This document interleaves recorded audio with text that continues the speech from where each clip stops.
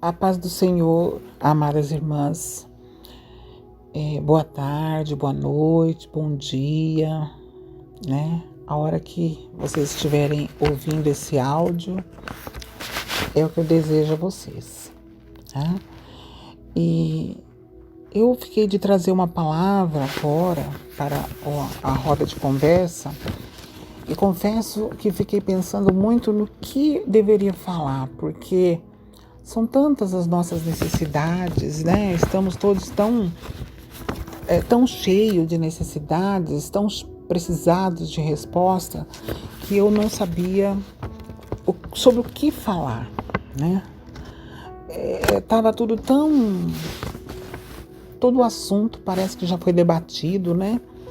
Mas como Deus sempre tem uma coisa nova, como sempre Deus tem algo novo para nós, hoje eu gostaria de trazer algo novo. Apesar de ser da palavra de Deus, apesar de estar na Bíblia, apesar de ser uma coisa que talvez vocês já tenham visto, mas Deus faz novas, né? Todas as coisas. E os dias têm sido difíceis, né, irmãs? Os dias têm sido muito difíceis. Cada um tem uma guerra para vencer, né? Uma guerra interior. E aí o título dessa minha palavra de hoje é Vencendo a Sua Guerra Interior. Então nós vamos falar um pouquinho a respeito daquilo que vai dentro do nosso coração, né? Aquilo que vai dentro da nossa alma, né? E eu vou falar hoje a respeito de uma personagem já bastante conhecida, já bastante falada, né, nas pregações, que é Mical, a filha de Saul. Então, eu gostaria que as irmãs abrissem a Bíblia e lessem comigo, né? 2 Samuel, capítulo 3, verso 13 a 16, tá? É 2 Samuel,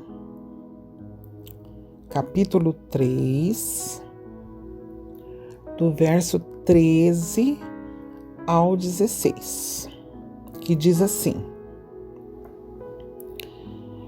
Davi respondeu: Muito bem, eu farei um acordo com você, porém com uma condição. Quando vier falar comigo, você vai me trazer Mical, filha de Saul. Então, Davi mandou alguns mensageiros dizerem a Isbosete: Entregue-me a minha esposa Mical. Eu paguei 100 prepúcios de filisteus para ter o direito de casar com ela. Então Isbosete mandou tirá-la do seu marido Paltiel, filho de Laís. Paltiel seguiu-a chorando pelo caminho até chegarem à cidade de Baurim. Até aqui, irmãos. E agora nós vamos falar um pouquinho a respeito da vida dessa moça, da Mical. Vamos primeiro fazer um resuminho, né, de toda a história.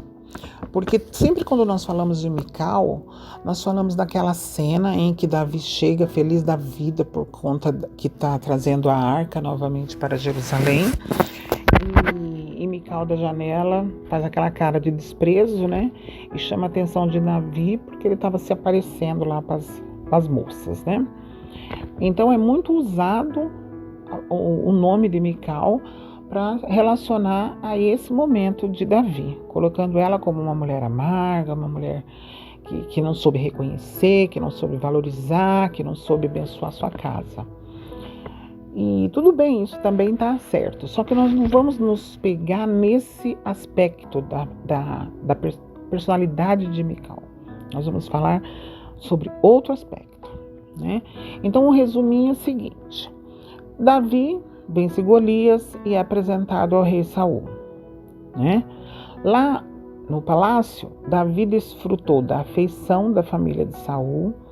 Davi foi promovido a comandante do exército. Aí, com inveja, né, das comemorações pelas vitórias de Davi, Saul o envia como oficial comandante de 1.000 homens em batalha. Mas acontece que o que ele queria é que Davi morresse na batalha, né? Mas tudo dava errado, porque Deus estava com Davi, né? Então Deus abençoava tudo o que Davi punha a mão, né? Tudo que Davi fazia. E Saul continuou temendo Davi, porque Saul queria a glória toda para ele e não estava gostando nada de ter que dividir a glória com aquele menino, né? Então Saul oferece Merabe, a filha mais velha, como esposa, com a condição de que Davi continuasse servindo ao rei em batalhas, na esperança de que fosse morto pelos filisteus. A ideia dele era essa, né? Só que quando chegou a época de Merabe ser dada a Davi como esposa, Saul faltou com a palavra e deu a Merabe para outro homem. Estava testando, né, a paciência de Davi, né? Aí Mical já estava assim, apaixonadinha, né, por Davi. Era mais nova, né? E aí ela serviu direitinho aos propósitos do rei Saul, né? Aí o rei Saul deu a ela a Davi, mas sob a condição de que ele desse 100 prepúcios de filisteus. Novamente, um plano para que Davi fosse morto. Mas como Deus estava com Davi, ele trouxe 200 prepúcios. E Saul não teve como sair dessa, né? Não teve como se furtar da sua promessa e deu Mical como esposa para Davi. O problema é que Davi continuou com suas vitórias, né? As vitórias de Davi. Saul foi ficando cada vez mais furioso, a ponto de perseguir e ficar totalmente irracional.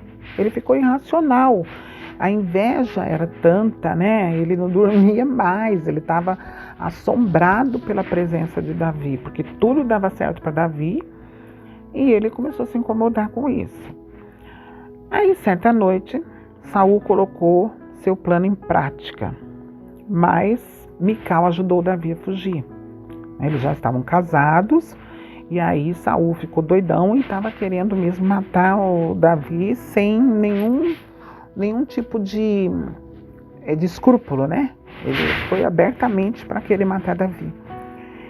E então, aí Saul persegue mesmo Davi até Ramá, onde ele estava com Samuel, né? O profeta Samuel.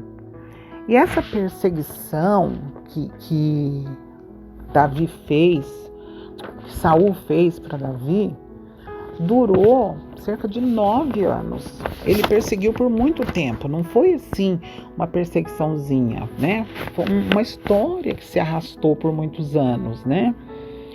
E nesse meio tempo, né, Saul deu a filha Mical, que tinha ficado sozinha, para esse Paltiel, filho de Lais. Então, o que aconteceu? A Mical era apaixonada por Davi. Aí ajudou a salvar a vida de Davi, mas ficou praticamente 9 anos sozinha, né? Ela ficou ali sem marido, sem ninguém. E Saul foi lá, o pai, e deu ela para esse Paltiel. Aí, após a morte de Saul, que a guerra continuou ainda entre os seguidores de Saul e os seguidores de Davi. Então, essa guerra durou muito tempo. Davi já tinha esposas, já tinha filhos, né? Porque ao longo desse período ele foi vencendo, né, alguns povos e se casando, né, com várias mulheres, né? Uma delas, vocês sabem, que foi Abigail, né? E para decidir quem governaria a terra, Abner e Davi fazem um acordo, que é aquele que eu li no início da nossa conversa. Eles fazem um acordo que vai ter paz, que vai dar tudo certo, só que Davi sob condição de trazer a Mical para ele de volta, né? Como esposa. Afinal de contas, ele havia matado, né, 200 filisteus para ter a mão de Mical. Agora vamos falar dos sentimentos dessa mulher. Vamos falar a respeito do que essa mulher passou, né? Porque a história de Mical, ela é a história de muitas mulheres, né? De antes e de agora, né? Mulheres daquele tempo, mulheres de pouco tempo atrás, usadas, né? Sem que se leve em conta seus sentimentos, seus desejos, seus anseios, seus sonhos, né? Uma mulher que foi sempre uma moeda nas mãos do seu pai e do seu marido. A gente pode falar assim, mas naquele tempo era assim, a mulher não tinha valor, a mulher era assim mesmo, tal, mas isso não faz com que ela ficasse menos feliz, menos infeliz, né? O fato das coisas serem assim não significa que ela era feliz por viver esse tipo de coisa, né? E também não é coisa só daquele tempo, é coisa de hoje também, né? Então, o Davi, ele poderia continuar com suas outras esposas, mas ele precisava de Mical para legitimar sua ascensão ao trono. Porque Deus o faria rei, mas não faria rei de qualquer jeito. Ia seguir os caminhos para ser rei, né? E para ser rei tem um caminho a seguir, tem uma linha de sucessão, né? Igual lá na rainha da Inglaterra, lá, que tem a linha de sucessão. O que Deus fez foi colocar ele na linha de sucessão para que pudesse ser rei, né? E essa mulher, Mical, provavelmente já havia superado a dor dessa separação, né? Superado a dor da paixão que ela sentia, né, por Davi. Provavelmente estava feliz ao lado do marido, porque ela era amada por esse marido, né? Ela era amada, porque se ela não fosse amada por ele, ele não sairia chorando atrás, né? Na hora que levaram ela, ele não sairia chorando atrás. Se ele foi, é porque ele gostava dela. E o fato dele gostar dela fazia com que ela se sentisse uma mulher amada, uma mulher feliz, uma mulher realizada, né? Só que, novamente, ela foi usada, né? Primeiro, ela foi usada para servir aos planos de Saul para casar com Davi. Ali tudo bem, porque ela gostava mesmo do Davi, né? Tanto que o salvou. Depois foi usada de novo porque entregou ela para esse rapaz, que ela não estava apaixonada, porque ela estava apaixonada pelo Davi. E depois foi tirada desse rapaz de novo, para ir lá para Davi, para servir aos propósitos do rei Davi. E em vista disso, essa moça, essa mulher, ela se tornou uma mulher amarga, né? Ressentida, não via graça em nada. Então, pode imaginar como é que estava o coração dessa mulher? De dor, de solidão, né? Ela não via graça em nada. Então, por isso, quando Davi dançou lá, porque estava feliz por conta da arca, ela não achou graça naquilo. Para ela não tinha valor, não tinha graça. E muitas mulheres passam por isso também, nos dias de hoje, né? Tem histórias parecidas, histórias semelhantes à de Mical. E muitas vezes age como ela, né? E nem percebe. Age como ela e com razão. Não estou tirando a razão, né? Mas que é comum, que é uma coisa que acontece com todas que estão se sentindo amargas, ressentidas, não vê graça nas coisas. Natural isso. Explica, mas não justifica, como diz o povo, né? Então, o que a gente pode fazer agora? Como que a gente lida com isso? Esse que é o problema, essa que é a chave do negócio. Como que a gente lida com isso? Nós já entendemos que realmente existe uma causa, existem razões para que a mulher, no caso como Mical, se sinta frustrada, se sinta infeliz, se sinta completamente sem valor. E com isso você acaba transferindo para as pessoas, né? Como ela fazia, como ela fez no caso. Então, eu vou falar rapidamente para vocês aqui alguns passos que nós podemos seguir para poder passar por essas situações menos amargas, passar por essas situações, não deixar que isso nos transforme em pessoas machucadas e doentes, né? E assim podemos ajudar outras mulheres também. Não vamos dizer que é fácil, fácil não é. Mas quem disse que seria, né, irmãs? Né? Então, a primeira coisa que nós precisamos fazer é entregar os nossos caminhos ao Senhor. Confiar no Senhor. Desabafar com Ele. Crendo que as orações serão ouvidas. Que não sejam orações mecânicas e religiosas. Porque muitas vezes quando nós vamos orar, nós ficamos escolhendo as palavras. A gente quer parecer boazinha, a gente quer parecer piedosa, então fica escolhendo as palavras. Então o que acaba fazendo? Fica dando roda, né? Fica rodeando e não fala logo o que está sentindo. Porque é difícil a gente falar para Deus assim: Senhor, eu não estou aguentando o meu marido. Senhor, o meu marido me faz me sentir assim. Ou meu marido, ou meu filho, ou seja lá quem for que esteja causando isso, né? É muito complicado a gente falar isso. Só que Deus não sabe o que você sente. Ele te conhece, né? Mas Ele quer que você fale. Ele quer que você põe para fora, porque é através desse falar, né, de você admitir seus sentimentos, que virá a cura.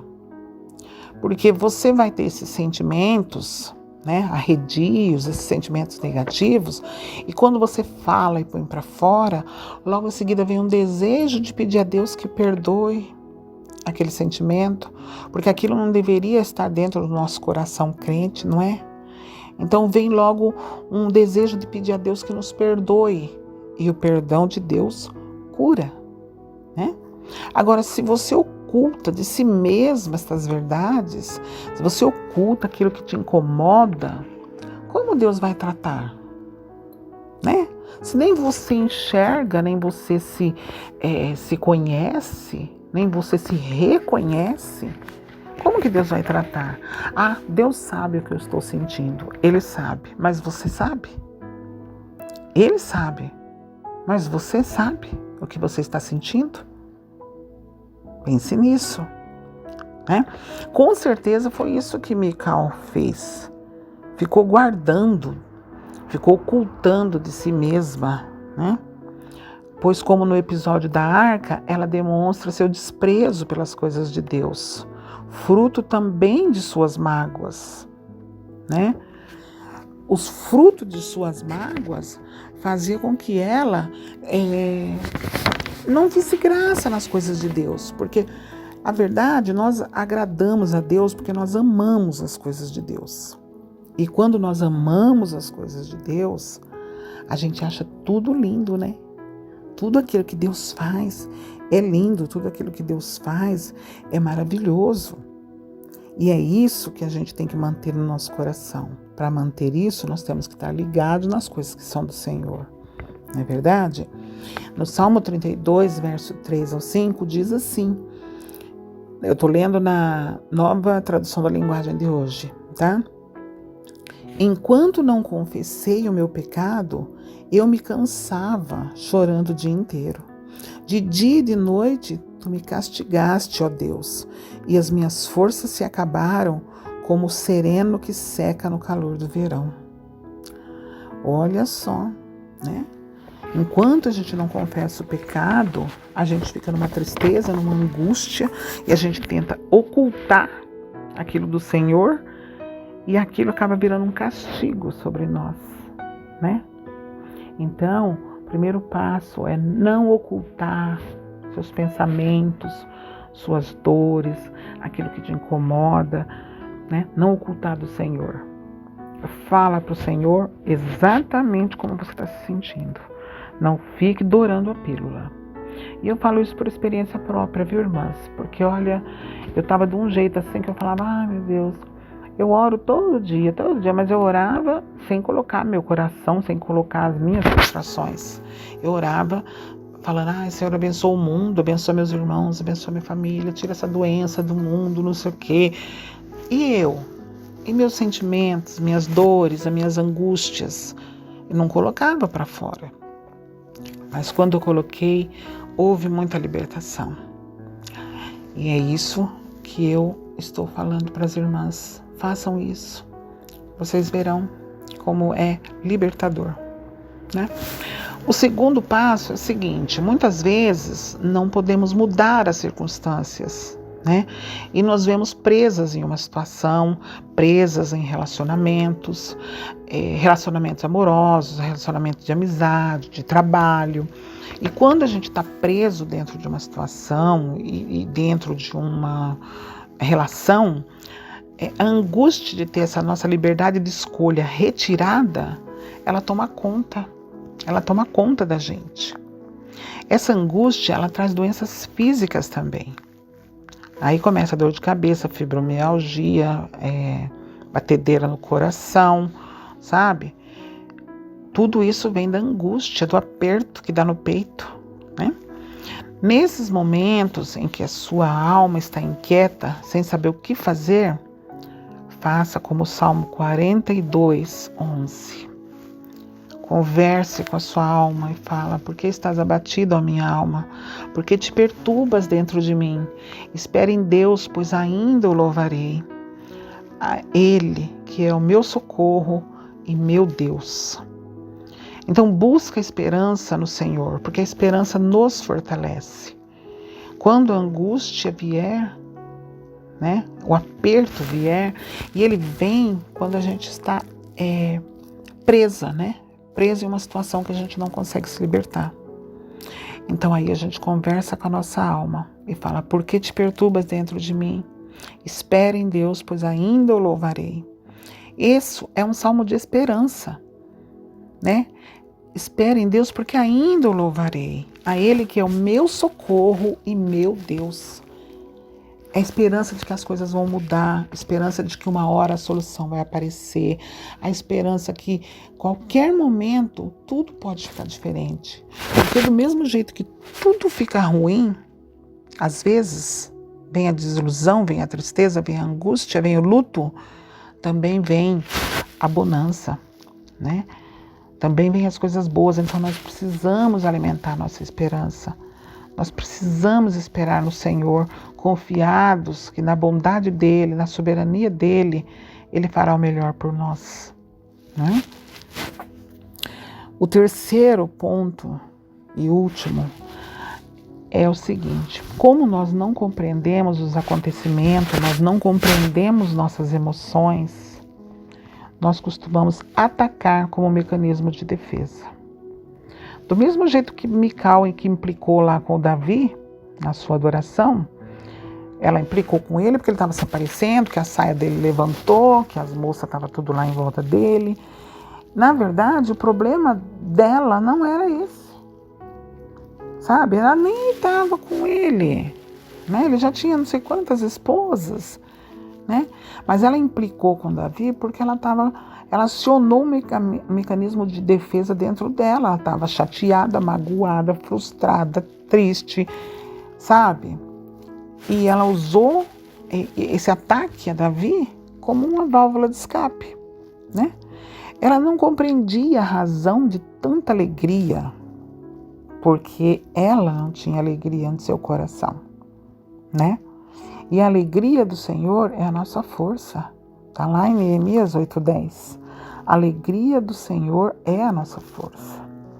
A alegria do Senhor está naquele que serve, naquele que divide o que tem, que ajuda o semelhante.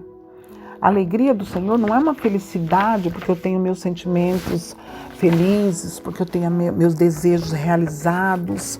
A alegria do Senhor não vem das coisas externas, a alegria do Senhor vem das coisas que estão dentro da gente. Quando você coloca os seus dons a serviço do Senhor. Porque todos têm dons. Todos têm dons que Deus derramou sobre os homens.